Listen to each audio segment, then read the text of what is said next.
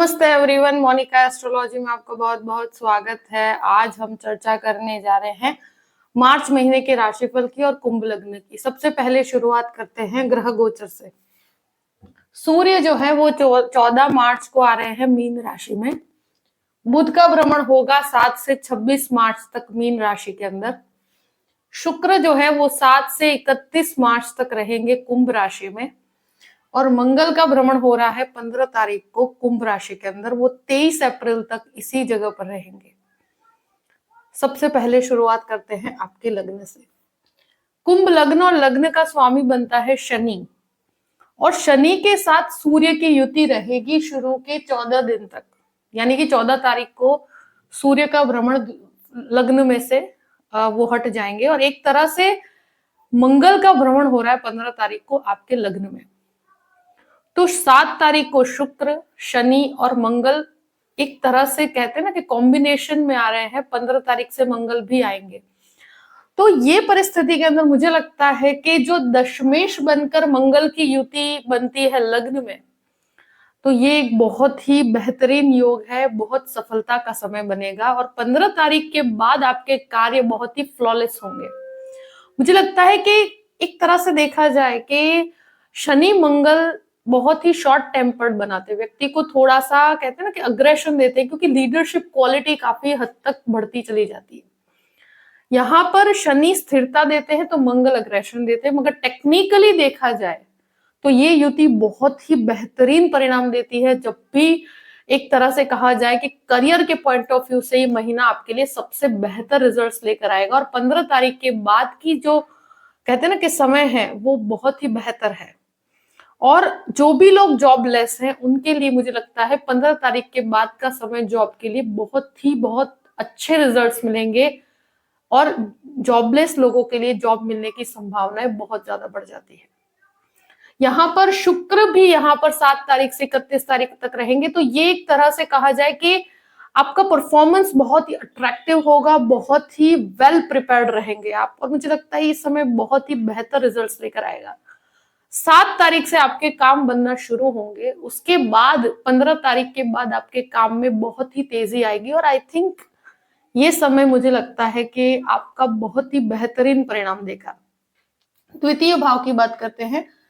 द्वितीयेश जो है वो गुरु बनकर तृतीय स्थान में है। द्वितीय स्थान में 14 तारीख से सूर्य राहु की युति बन रही है और परिवार के अंदर है। तो मुझे लगता है परिवार का माहौल थोड़ा सा मुझे लगता है विवादित रहेगा।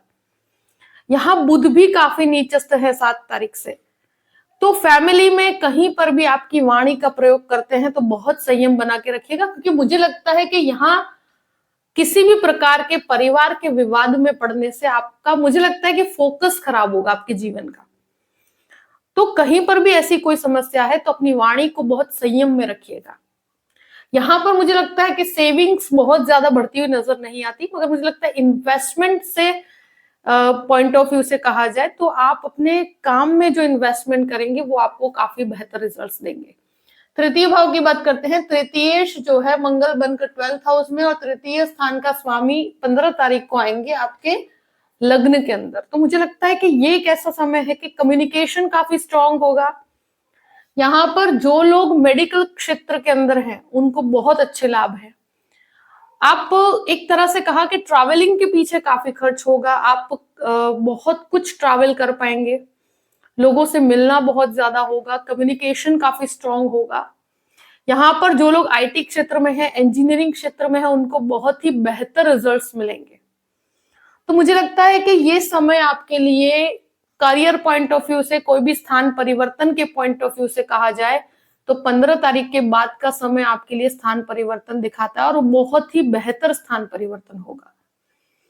यहाँ पर डेफिनेटली कहूंगी कि फैमिली के अंदर और भाई बहनों के साथ कोई भी प्रकार का विवाद है तो उसे बहुत शांति से रिजॉल्व कीजिएगा। चतुर्थ भाव की बात करते हैं। चतुर्थेश लग्न में है। ये एक ऐसी परिस्थिति है कि मुझे लगता है कि ये समय प्रॉपर्टी के लिए 15 तारीख के बाद का समय बहुत ही एक्सीलेंट योग है।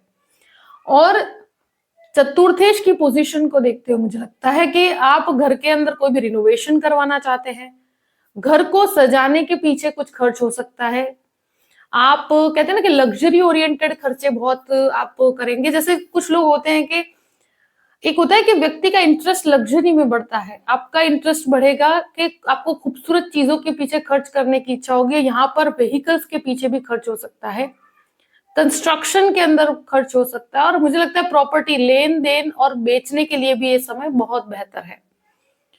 और 15 तारीख के बाद जो भी कार्य आपके प्रॉपर्टी के हैं उसमें काफी हद तक आपको पॉजिटिव रिजल्ट्स मिलना शुरू होंगे।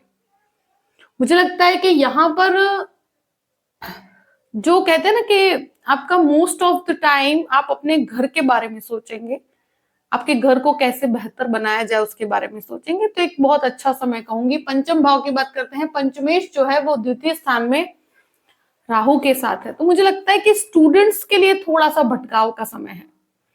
जो भी स्टूडेंट्स हैं 7 से 26 तक का समय, मुझे लगता है कि ये एक ऐसा समय रहेगा कि जहां आपका ध्यान अपने एजुकेशन की तरफ फोकस्ड नहीं रहेगा। मुझे लगता है कि यहाँ पर कोई भी छात्र हो, स्पेशली कहा जाए कि आईटी और मेडिसिन वालों के लिए तो बहुत अच्छा है, मगर यहाँ व्यक्ति एजुकेशन के बाहर कहीं पर भी आप कहते हैं ना कि भटकाव की परिस्थिति क्रिएट करता है, तो किसी भी प्रकार के भटकाव से बचिएगा। मुझे लगता है ये समय फोकस्ड रहने का है। आप पढ़ाई के अंदर किसी भी प्रकार के किसी के इन्फ्लुएंस में आकर आप फ्रेंड्स के अंदर या कहीं घूमने में या कहीं पर भी आप अपने मन को भटकने से रोकिएगा।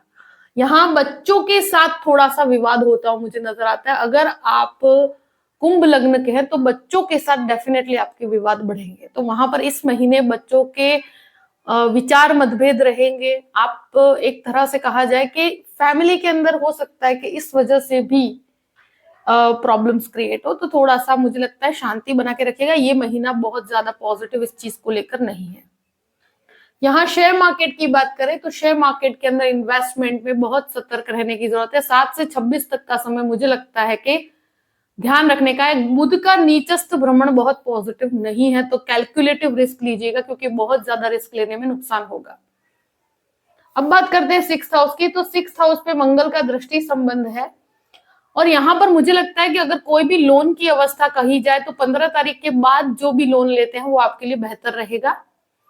यहाँ शत्रु कहीं पर भी हावी नहीं हो पाएंगे, पर कोई भी प्रकार का विवाद होता है तो वहां आपको मुझे लगता है बहुत ज्यादा विवाद में पड़ने से कोई आपको बहुत ज्यादा फायदा नहीं होगा। हेल्थ की बात की जाए तो बोन से रिलेटेड प्रॉब्लम, ब्लड प्रेशर से संबंधित समस्या और एक शुगर रिलेटेड प्रॉब्लम्स अगर हैं तो वहां पर आपको ध्यान रखना पड़ेगा। 7th हाउस की बात करते हैं तो 7th लॉर्ड जो है वो लग्न में और बाद में 14 तारीख को 2nd हाउस में। सबसे ज्यादा मुझे लगता है कि पति पत्नी के बीच में विवाद रहेगा, और ये महीना पूरा ही गृहस्थ जीवन को संभालने का है। कोई भी गृहस्थ जीवन में जो ऑलरेडी इन्वॉल्व हैं, जो ऑलरेडी मैरिड है, उनकी बात पहले करेंगे, तो मुझे लगता है कि आपके मन में रिलेशनशिप बहुत ज्यादा हावी रहेगा। अगर आप ऑलरेडी मैरिड भी हैं तो वहां पर आपके मैरिड लाइफ के अंदर मुझे लगता है डिस्ट्रैक्शंस हो सकते हैं, और साथ साथ में परिवार के साथ कोई भी प्रकार का विवाद हो सकता है। तो यहाँ बहुत इस महीने सबसे ज्यादा ध्यान रखने की जरूरत है कि गृहस्थ जीवन में विवाद और झगड़े होने की संभावना सबसे ज्यादा है, क्योंकि 14 तारीख के बाद भी ग्रहण दोष के अंदर आते हैं सूर्य। यहाँ ईगो क्लैश रहता है, और जो कहते हैं ना कि अनमैरिड लोग हैं तो जल्दबाजी करने से बचेगा। मुझे लगता है यहाँ पर एक चीज जरूर कहूंगी कि गुरु की दृष्टि संबंध की वजह से मैरिज को लेकर डिसीजंस आप लेना चाहेंगे, इस महीने बहुत जल्दबाजी मत कीजिएगा। चीजें होंगी मगर उसको थोड़ा सा आप संयम बना के रखिए। कहीं पर भी अपनी बात को आगे रखना है तो बहुत संयम बना के रखना, क्योंकि शुक्र मंगल है, तो वो अगर कोई लव मैरिज करना चाहते हैं या कोई रिलेशनशिप को नेक्स्ट लेवल पे ले जाना चाहते हैं तो उसमें शायद कोई विवाद हो सकता है। तो इस विवाद को इस महीने बहुत शांति से रिजॉल्व कीजिएगा। नेक्स्ट महीने आप कोई भी परिस्थिति आगे बढ़ती है उसके बाद उसको रिजॉल्व कीजिएगा, मगर मुझे लगता है कि इस महीने बहुत मतलब कहीं पर भी कोई बातचीत करते हैं तो बहुत शांति से करनी पड़ेगी, क्योंकि सप्तमेश ग्रहण दोष के अंदर है। तो यहाँ आप कहीं पर भी बात आगे बढ़ाते हैं तो उसमें विवाद होता है, क्लैश होता है। और मैरिड लाइफ के अंदर भी मुझे लगता है कि किसी भी प्रकार के एक्स्ट्रा मैरिटल अफेयर या इस प्रकार की परिस्थितियों से दूर रहना चाहिए। पार्टनरशिप की बात की जाए तो बहुत बड़ी पार्टनरशिप, मुझे लगता है इस महीने पार्टनरशिप हो सके तो अवॉइड कीजिएगा। अगर कोई भी पार्टनरशिप में है तो वहां पर आप शांति से चीजों को रिजॉल्व कीजिए, तो प्रॉब्लम नहीं आएगी।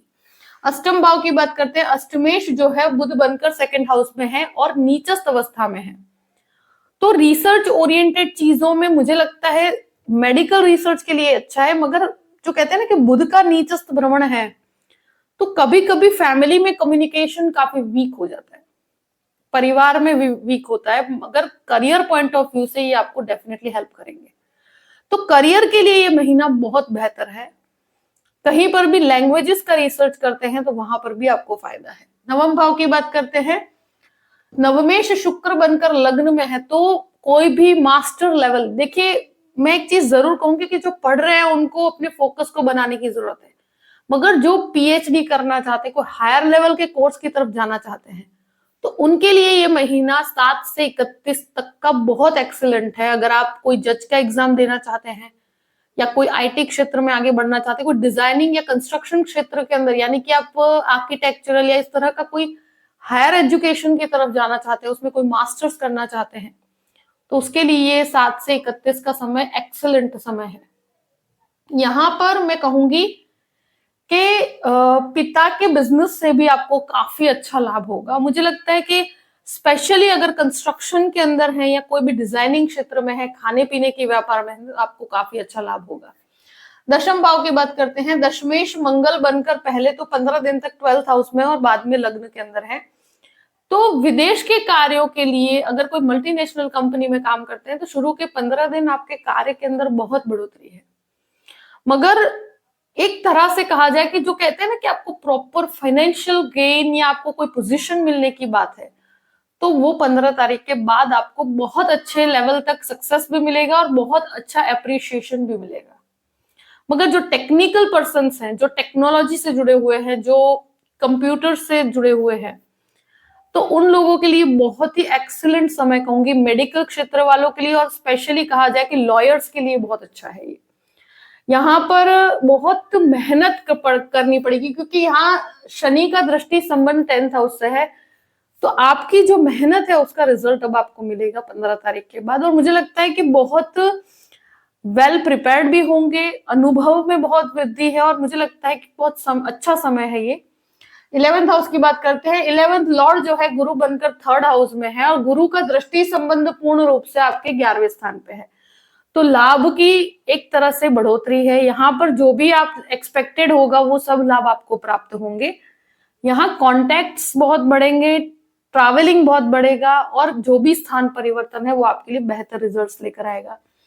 12th हाउस की बात करते हैं। 12th लॉर्ड लग्न में है और मंगल यहाँ पर 12th हाउस के अंदर स्थित रहेंगे, जो मंगल आपके तृतीयेश भी है और मंगल आपके दशमेश भी है। तो विदेश के ट्रैवलिंग के पीछे शुरू के 15 दिन का समय बहुत बेहतर है। डॉक्यूमेंटेशन प्रॉपर रखिएगा। बाकी मुझे लगता है कि आपको जो भी फॉरेन लैंड से संबंधित कार्य है उसमें काफी अच्छी सफलता है।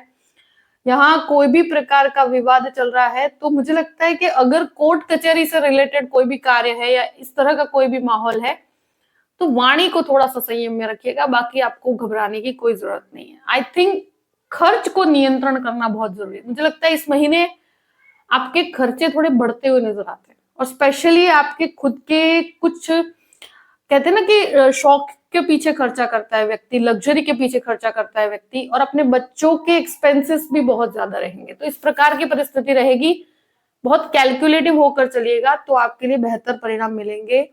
जो भी परिस्थिति है मैंने आपके सामने रख दी है। आई होप कि ये वीडियो आपको पसंद आया होगा। पसंद आए तो लाइक भी कीजिएगा और सब्सक्राइब भी कीजिए। Thank you so much. जय श्री कृष्ण।